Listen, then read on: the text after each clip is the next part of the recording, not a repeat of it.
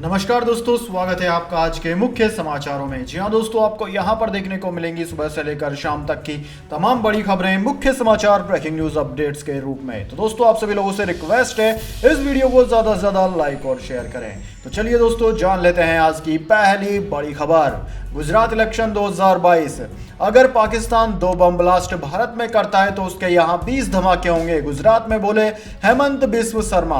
दोस्तों, गुजरात चुनाव के पहले चरण का मतदान होने में मात्र 7 दिनों का समय रह गया है। सभी पार्टियों ने पूरी ताकत इस चुनाव में झोंक दी है। असम के मुख्यमंत्री हेमंत बिस्व शर्मा भी गुजरात चुनाव में प्रचार के लिए मंगलवार को अहमदाबाद के नरोदा और दरियापुर विधानसभा पहुंचे। यहां उन्होंने कहा कि जब से नरेंद्र मोदी प्रधानमंत्री बने हैं उस समय से पाकिस्तान जानता है कि अगर वह 2 बम भारत में ब्लास्ट करता है तो उसके यहाँ पाकिस्तान में 20 बम ब्लास्ट होंगे। मुख्यमंत्री हेमंत बिस्व शर्मा ने दिल्ली में हुए श्रद्धा मर्डर केस का हवाला देते हुए कहा कि देश में लव जिहाद के विरोध से सामान कानून पूरे देश में लागू करने की जरूरत है। उन्होंने कहा कि आज भारत में एक वर्ग है, उस वर्ग के व्यक्ति को स्वाधीनता है कि एक से शादी करो, कुछ दिन बाद दूसरे से शादी करो, थोड़े दिन बाद तीसरे से शादी करो। अगर आप तलाक देते रहे तो चौथा पांचवा जितना मर्जी उतना शादी कर सकते हैं। मुख्यमंत्री हेमंत बिस्व शर्मा ने कहा कि क्या यह हमारे देश में हो सकता है। उन्होंने कहा कि इस देश में यूनिफॉर्म सिविल कोड की जरूरत है। उन्होंने यह भी कहा कि यह काम केवल बीजेपी ही कर सकती है। इसके बाद दोस्तों, अगली बड़ी खबर। सुप्रीम कोर्ट का चुनाव आयुक्त की नियुक्ति में दखल, अरुण गोयल की नियुक्ति संबंधी फाइल केंद्र से मांगी गई। जी हां दोस्तों, सुप्रीम कोर्ट ने चुनाव आयुक्त की नियुक्ति पर बड़ा दखल देते हुए चुनाव आयुक्त के तौर पर अरुण गोयल की नियुक्ति संबंधी फाइल मांगी है। सुप्रीम कोर्ट ने कहा है कि सुनवाई शुरू होने के 3 दिन के भीतर नियुक्ति हो गई। नियुक्ति को लेकर अर्जी दाखिल करने के बाद ये नियुक्ति की गई। हम जानना चाहते हैं कि नियुक्ति के लिए क्या प्रक्रिया अपनाई गई। अगर ये नियुक्ति कानूनी है तो फिर घबराने की जरूरत नहीं है। उचित होता अगर अदालत की सुनवाई के दौरान नियुक्ति ना होती। दरअसल दोस्तों, याचिकाकर्ता प्रशांत भूषण ने संविधान पीठ को बताया था कि गुरुवार को उन्होंने यह मुद्दा उठाया था। इसके बाद सरकार ने एक सरकारी अफसर को वीआरएस देकर चुनाव आयुक्त नियुक्त कर दिया, जबकि हमने इसे लेकर अर्जी दाखिल की थी। सुप्रीम कोर्ट ने कहा कि इस अधिकारी की नियुक्ति से संबंधित फाइलें पेश करें ताकि हम यह सुनिश्चित कर सकें कि कोई हंकी पैंकी नहीं हुआ। अगर ये नियुक्ति कानूनी है तो फिर घबराने की जरूरत नहीं है। इसके बाद दोस्तों, अगली बड़ी खबर। एनआरसी के तहत डिटेंशन कैंप में भेजे जाने से बचना है तो ये काम करना होगा। सीएम ममता बनर्जी ने केंद्र पर वार करते हुए लोगों से की अपील। जी हां दोस्तों, सीएए लागू करने को लेकर देश में मचे बवाल के बीच बंगाल की मुख्यमंत्री ममता बनर्जी ने फिर इस मुद्दे पर बड़ा बयान दिया। उन्होंने बुधवार को कहा कि एनआरसी लागू करने की आड़ में डिटेंशन कैंप में भेजे जाने से बचने के लिए सुनिश्चित करें कि आपका नाम मतदाता सूची में है। मुख्यमंत्री ममता बनर्जी राज्य सरकार की ओर से सभी जिलों के सीमांत परिवारों को जमीन के पट्टे वितरित करने के लिए आयोजित एक कार्यक्रम को संबोधित कर रही थी। उन्होंने कार्यक्रम में 4701 जमीन के पट्टे सौंपे। ममता बनर्जी ने कहा कि सुनिश्चित करें कि आपका नाम मतदाता सूची में है, नहीं तो आपको एनआरसी के नाम पर डिटेंशन कैंप में भेज दिया जाएगा। यह शर्म की बात है, बेहद शर्म की बात। इसके बाद दोस्तों, अगली बड़ी खबर। T20 रैंकिंग में सूर्या नंबर 1 पर कायम। ताजा रैंकिंग में 890 पॉइंट्स, विराट को 2 स्थान का हुआ नुकसान। जी हां दोस्तों, टीम इंडिया के स्टार बल्लेबाज सूर्य कुमार यादव आईसीसी रैंकिंग में दुनिया के नंबर 1 T20 बल्लेबाज बने हुए हैं। वे पिछले हफ्ते भी टॉप पर थे। इस बार उनके रेटिंग अंकों में इजाफा हुआ है। सूर्या के 890 रेटिंग पॉइंट्स है। पिछले सप्ताह उनके 859 पॉइंट्स थे। विराट कोहली को 2 स्थानों का नुकसान हुआ है। दोस्तों, पाकिस्तान के मोहम्मद रिजवान 836 रेटिंग पॉइंट्स के साथ दूसरे स्थान पर है। गेंदबाजी रैंकिंग में श्रीलंका के वानुंदा हसरंगा नंबर 1 पर हैं। बांग्लादेश के शाकिब अल हसन दुनिया के नंबर 1 ऑलराउंडर है। दोस्तों, सूर्य कुमार यादव ने न्यूजीलैंड के खिलाफ T20 सीरीज में सबसे ज्यादा रन बनाए। 2 मुकाबलों में उनके बल्ले से 124 रन निकले, जिनमें 1 शतक शामिल था। इसकी वजह से सूर्या नंबर 1 पर कायम रहे हैं। इसके बाद दोस्तों, अगली बड़ी खबर। सद्दाम हुसैन की तरह दिखने लगे हैं राहुल गांधी, हेमंत बिस्व शर्मा ने कसा तंज। कांग्रेस ने ऐसे बंद की बोलती। जी हां दोस्तों, गुजरात विधानसभा चुनाव बीजेपी के लिए प्रचार करने आए असम के मुख्यमंत्री हेमंत बिस्व शर्मा ने राहुल गांधी पर एक विवादास्पद बयान दे दिया, जिसे लेकर हंगामा मच गया है। कुबेर नगर में रैली के दौरान हेमंत बिस्व शर्मा ने राहुल गांधी पर जमकर हमला बोला। उन्होंने कहा कि राहुल गांधी इन दिनों इराक के तानाशाह सद्दाम हुसैन जैसे दिखने लगे हैं। हालांकि कांग्रेस ने इस बयान पर कड़ी आपत्ति जताते हुए शर्मा को दो टूक जवाब भी दिया। राहुल गांधी पर तंज कसते हुए हेमंत बिस्व शर्मा ने कहा कि गांधी वंशज की छवि महात्मा गांधी या सरदार पटेल जैसी होनी चाहिए, न कि पूर्व इराकी राष्ट्रपति सद्दाम हुसैन की जैसी। वैसे दोस्तों, आपकी जानकारी के लिए बता दें, हेमंत के इस बयान पर कांग्रेस के नेताओं ने तीखी प्रतिक्रिया दी। दिग्विजय सिंह ने कहा कि यही वह व्यक्ति है जो कांग्रेस नेताओं का पैर पकड़ता था, उनको शर्म आनी चाहिए। आज वो जो भी है वो कांग्रेस की वजह से है। वहीं कांग्रेस नेता संदीप दीक्षित ने कहा कि इनका बयान सुनकर बीजेपी पर हंसने का मन होता है। इसके बाद दोस्तों, अगली बड़ी खबर, पायलट गहलोत फिर दिखा टकराव। राहुल की यात्रा की तैयारियों पर हुई मीटिंग में दूर दूर बैठे सचिन पहले निकल गए। जी हां दोस्तों, राजस्थान के सीएम अशोक गहलोत और कांग्रेस नेता सचिन पायलट के बीच की तल्खी बुधवार को एक बार फिर जाहिर हुई। राहुल गांधी की भारत जोड़ो यात्रा राजस्थान में आने वाली है। इसकी तैयारियों को लेकर बुलाई गई बैठक में गहलोत और पायलट दूर दूर बैठे दिखाई दिए। दोनों नेताओं ने आपस में बात भी नहीं की। सचिन पायलट तो मीटिंग खत्म होने से पहले ही वहां से चले गए। राजस्थान में 25 सितंबर को हुए सियासी बवाल के बाद पहली बार दोनों नेता किसी इवेंट में एक साथ पहुंचे थे। दरअसल दोस्तों, राहुल गांधी की भारत जोड़ो यात्रा 3 दिसंबर को राजस्थान में आएगी। भारत जोड़ो यात्रा यहां पर 17 दिन तक रहेगी और यहां से हरियाणा जाएगी। यात्रा की राजस्थान में तैयारियों को लेकर समन्वय समिति की पहली मीटिंग कांग्रेस वार रूम में हुई। इसमें समिति के 33 सदस्य शामिल थे। यहां पर गहलोत और पायलट की गहमागहमी सबको देखने को मिली। इसके बाद दोस्तों, अगली बड़ी खबर, सीसीटीवी फुटेज को न्यूज चैनल पर चलाने से रोक लगाने की मांग। तिहाड़ जेल प्रशासन को कोर्ट ने जारी किया नोटिस। जी हां दोस्तों, दिल्ली की तिहाड़ जेल से कैबिनेट मंत्री सत्येंद्र जैन का वीडियो वायरल होने के मामले में कोर्ट ने तिहाड़ जेल प्रशासन को नोटिस जारी किया है। वहीं दिल्ली के मंत्री और आम आदमी पार्टी के विधायक सत्येंद्र जैन ने कोर्ट में मांग की है कि मीडिया चैनलों पर चलाए जा रहे सीसीटीवी फुटेज के प्रसारण को रोका जाए। बुधवार को ट्रायल कोर्ट में सत्येंद्र जैन की याचिका पर सुनवाई की गई। कोर्ट में गुरुवार को फिर से इस मामले पर सुनवाई होगी। दोस्तों, आपकी जानकारी के लिए बता दें, तिहाड़ जेल की सीसीटीवी फुटेज सोशल मीडिया पर खूब वायरल हो रही है। इस वायरल वीडियो में सत्येंद्र जैन बेड पर लेटे हुए कोई दस्तावेज पढ़ते हुए नजर आ रहे हैं। वहीं एक शख्स उनके पैर का मसाज करता हुआ नजर आ रहा है। इस वीडियो के वायरल होने के बाद भाजपा और कांग्रेस ने आम आदमी पार्टी को आड़े हाथों ले लिया है। हालांकि आम आदमी पार्टी अपने नेता का जमकर बचाव कर रही है। आम आदमी पार्टी का कहना है कि फिजियोथेरेपिस्ट के कहने पर मसाज कराया जा रहा है। इसके बाद दोस्तों, अगली बड़ी खबर, फीफा वर्ल्ड कप, अर्जेंटीना पर ऐतिहासिक जीत के बाद सऊदी किंग ने किया देश भर में हॉलीडे का ऐलान। जी हां दोस्तों, सऊदी अरब ने फीफा वर्ल्ड कप में अर्जेंटीना के खिलाफ उनकी फुटबॉल टीम की 2-1 से जीत के बाद बुधवार को राष्ट्रीय अवकाश घोषित कर दिया। गल्फ देश की स्थानीय मीडिया ने इसकी जानकारी दी।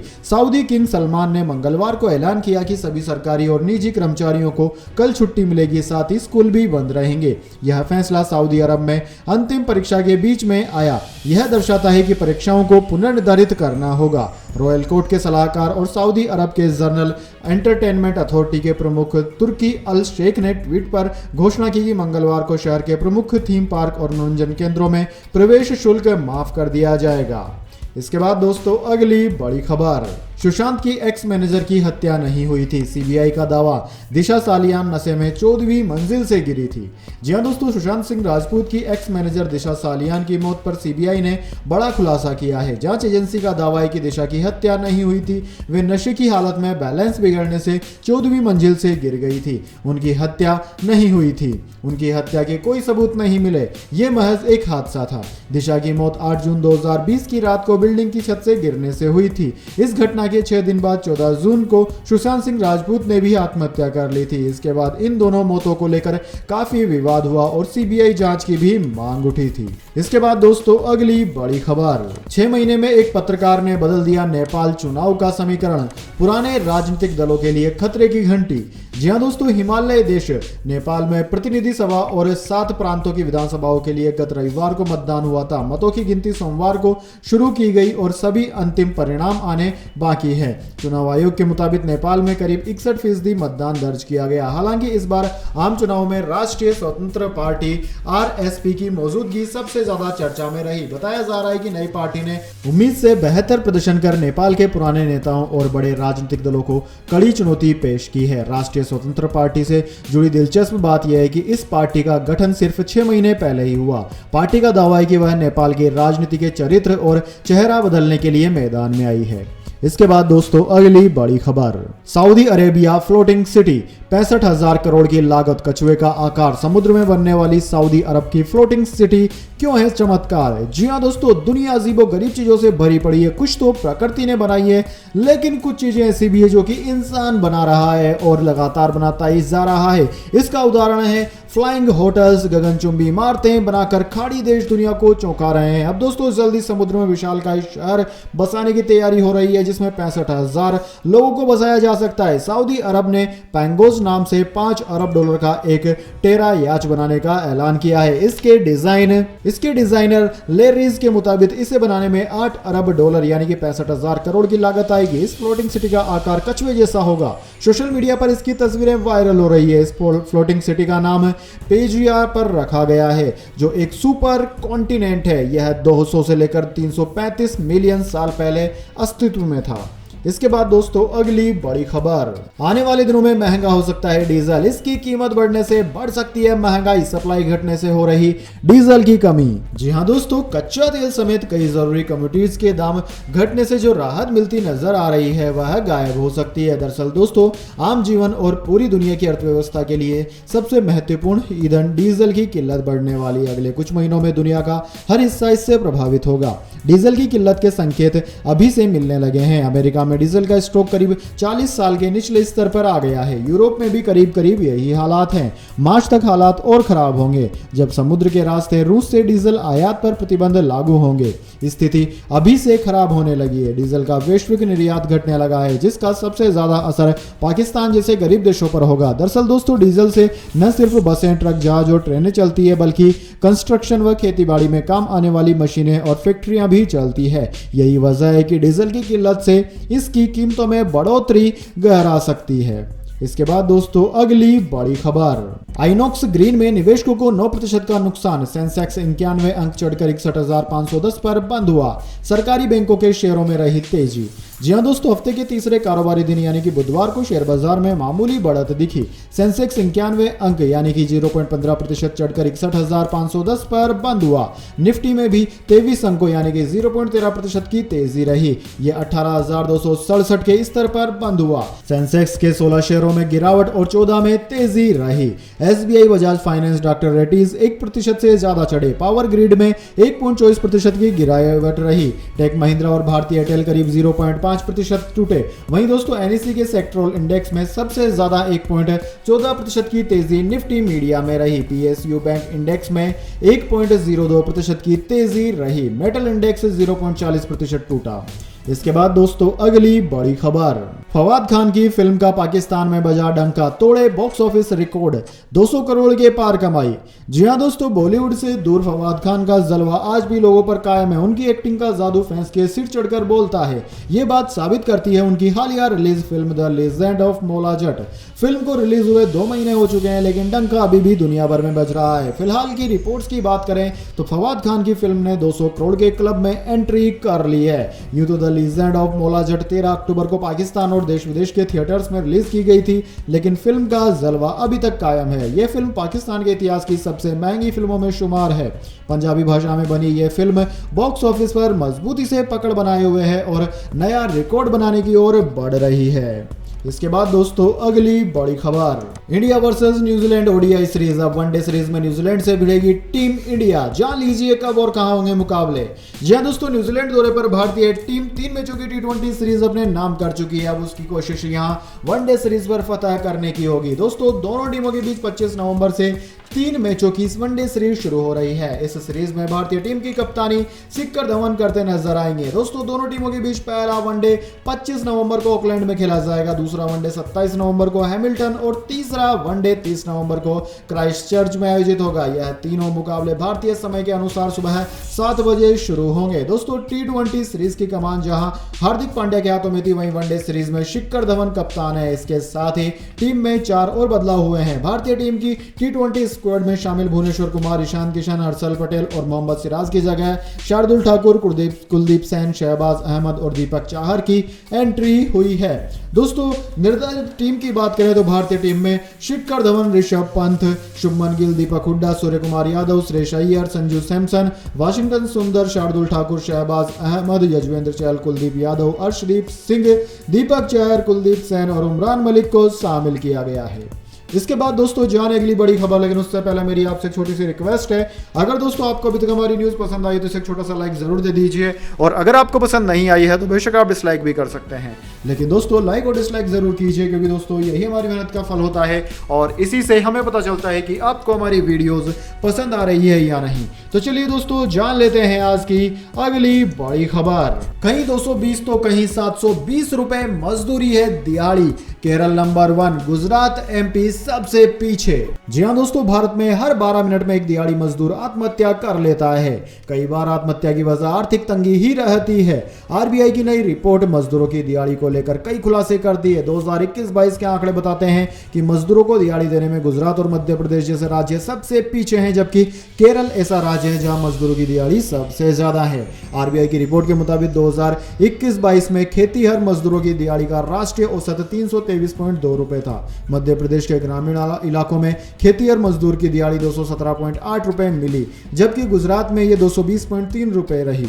वहीं दोस्तों दूसरी ओर केरल में ग्रामीण खेतीहर मजदूरों को 726.8 रुपए की दिहाड़ी मिली है। बाकी राज्यों की बात करें तो ओडिशा में 270 रुपए, त्रिपुरा में 270 रुपए, महाराष्ट्र में 284 रुपए और यूपी में 288 रुपए दिहाड़ी है। वैसे दोस्तों आपको क्या लगता है एक मजदूर को कितनी दिहाड़ी मिलनी चाहिए जिससे कि उसका जीवन अच्छे से चल सके, उसके बच्चे स्कूलों में पढ़ सके और वो खाना अच्छा खा सके? इसके बाद दोस्तों अगली बड़ी खबर, नशे की लत में माता पिता समेत 4 की हत्या, परिवार नशा मुक्ति केंद्र भेजा था, लौटते ही माता पिता, बहन और दादी को मारा। जी हाँ दोस्तों, दिल्ली के पालम इलाके में एक व्यक्ति ने अपने परिवार के 4 लोगों की हत्या कर दी। घटना मंगलवार रात 10:30 बजे की। आरोपी का नाम केशव है और वह नशे का आदी है। परिवार ने उसे नशा मुक्ति केंद्र भेजा था। वहां से लौटने के बाद भी उसकी लत नहीं छूटी। वह नशे के लिए परिवार से पैसे मांगता रहता था। मंगलवार को भी उसने नशे के लिए पैसे मांगे। जब घर वालों ने पैसे देने से मना कर दिया तो उसने परिवार के लोगों की हत्या करने का फैसला कर लिया। घर के 4 सदस्यों को सभी को अलग अलग कमरे में ले जाकर उनकी हत्या कर दी गई। हत्या के बाद आरोपी भागने की फिराक में था, लेकिन उसके चचेरे भाई ने उसे पकड़ लिया, पुलिस के हवाले कर दिया। मृतकों की पहचान पिता दिनेश, मां दर्शना, बहन उर्वशी और दादी दीवाना देवी के रूप में हुई है। इसके बाद दोस्तों अगली बड़ी खबर, दिल्ली में ऑटो चलाकर ऑफिस जाती है अमेरिकी डिप्लोमेट। 4 महिला राजनयिकों ने बुलेट प्रूफ गाड़ियां छोड़ी। जी हाँ दोस्तों, दिल्ली में स्थित अमेरिकी एम्बेसी की 4 महिला अधिकारी ऑटो चलाकर ऑफिस जाती है। खास बात यह है कि इन्होंने सरकार से मिली बुलेट प्रूफ गाड़ियां भी छोड़ दी है। दोस्तों एनएल मैसन, रुद्र होम्सबर्ग, शिरीन जे किटरमैन और जेनिफर वाइवाटर्स का कहना है कि ऑटो चलाना मजेदार ही नहीं बल्कि एक मिसाल है कि अमेरिकी अधिकारी भी आम लोगों की तरह ही जीते हैं। न्यूज एजेंसी एनआई से बातचीत में एमएन मैसन ने कहा कि मैंने कभी भी क्लच वाली गाड़ियां नहीं चलाई, मैं हमेशा ऑटोमेटिक कार ही चलाती हूं, लेकिन भारत आकर ऑटो चलाना एक नया एक्सपीरियंस था। जब मैं पाकिस्तान में थी तब मैं बड़ी और शानदार बुलेट प्रूफ गाड़ी में घूमती थी, उसी से ऑफिस जाती थी, लेकिन जब मैं बाहर ऑटो देखती थी तो लगता था कि एक बार तो इसे चलाना है। इसलिए जैसे ही भारत आई तो एक ऑटो खरीद लिया। मेरे साथ रूथ, शिरीन और जेनिफर ने भी ऑटो खरीदे हैं। इसके बाद दोस्तों अगली बड़ी खबर, गुजरात चुनाव में बीजेपी ने कांग्रेस पर लगाया पैसे बांटने का आरोप। संबित पात्रा ने शेयर किया वीडियो। जी हां दोस्तों, बीजेपी ने कांग्रेस पर गुजरात के विधानसभा चुनाव में वोट जुटाने के लिए पैसे बांटने का आरोप लगाया है। बीजेपी राष्ट्रीय प्रवक्ता संबित पात्रा ने एक वीडियो शेयर करते हुए यह आरोप लगाया है कि गुजरात के वडोदरा से डबोई से कांग्रेस के उम्मीदवार बालकृष्ण डोलर चुनाव प्रचार के दौरान लोगों को पैसे बांटकर वोट देने की अपील कर रहे हैं। बीजेपी राष्ट्रीय प्रवक्ता संबित पात्रा ने चुनाव प्रचार के दौरान पैसे बांटने का एक वीडियो शेयर करते हुए ट्वीट पर ये सभी बातें कही। इसके साथ ही पात्रा ने आम आदमी पार्टी पर झूठे चुनावी वादे कर जनता को धोखा देने और पंजाब के मुख्यमंत्री भगवंत मान पर पंजाब की चिंता छोड़कर चुनावी राज्यों में व्यस्त रहने का आरोप लगाया है। इसके बाद दोस्तों अगली बड़ी खबर, बहरीन में प्राचीन मस्जिद के नीचे मिला ईसाई मठ देखकर हर कोई रह गया दंग। जी हाँ दोस्तों, पुरातत्वविदों को खाड़ी देश बहरीन में एक प्राचीन मस्जिद के नीचे खुदाई में कुछ ऐसा मिला जिसे देखकर हर कोई दंग है। पुरातत्वविदों की माने तो मस्जिद की खुदाई के नीचे एक ईसाई धर्म से जुड़ा ढांचा मिला है। इस ढांचे को लेकर कहा जा रहा है कि यह कोई ईसाई मठ हो सकता है या फिर किसी ईसाई धर्म गुरु का घर भी हो सकता है। पुरातत्वविदों के अनुसार जो ढांचा मिला है वो 6वीं से 8वीं सदी के बीच का है। दरअसल बहरीन और ब्रिटिश पुरातत्व एक्सपर्ट एक साथ मिलकर बहरीन की एक प्राचीन मस्जिद के नीचे खुदाई कर रहे हैं। ये मस्जिद बहरीन के बुहर्क द्वीप से एक कब्रिस्तान में स्थित है। पुरातत्वविदों ने इस खुदाई के कार्य को 3 साल पहले शुरू किया था। ऐसे में अब जो खोज हुई है वह वाकई काफी अहम और चौंकाने वाली भी है। इससे पहले कभी बहरीन में ईसाई धर्म से जुड़ा इतना बड़ा सबूत नहीं मिला। तो दोस्तों यह थी आज की तमाम बड़ी खबरें। इसके बाद दोस्तों बारी आती है आज के माइंड क्विज क्वेश्चन की। जी हाँ दोस्तों, एक आसान से सवाल का जवाब देकर आप जीत सकते हैं अमेजिंग सरप्राइज गिफ्ट हमारे यूट्यूब चैनल की ओर से। तो दोस्तों आज का सवाल आपकी स्क्रीन पर आ चुका है। ईसाई धर्म और इस्लाम धर्म दोनों में से पहले कौन सा धर्म अस्तित्व में आया? अगर दोस्तों आप जानते हैं कि ईसाई और इस्लाम में से सबसे पहले अस्तित्व में कौन सा धर्म आया तो जल्दी से उस धर्म का नाम कमेंट बॉक्स में लिख दीजिए। अगर दोस्तों आपका जवाब होता है एकदम सही और आप चुन लिए जाते हैं लकी विजेता के रूप में तो आपको मिल सकता है एक अमेजिंग सरप्राइज गिफ्ट हमारे YouTube चैनल की ओर से। तो दोस्तों जल्दी से अपना उत्तर कमेंट बॉक्स में लिख दीजिए, वीडियो लाइक कर लीजिए और चैनल को सब्सक्राइब करके बेल आइकन भी दबा लीजिए। धन्यवाद। वंदे मातरम। जय हिंद, जय भारत।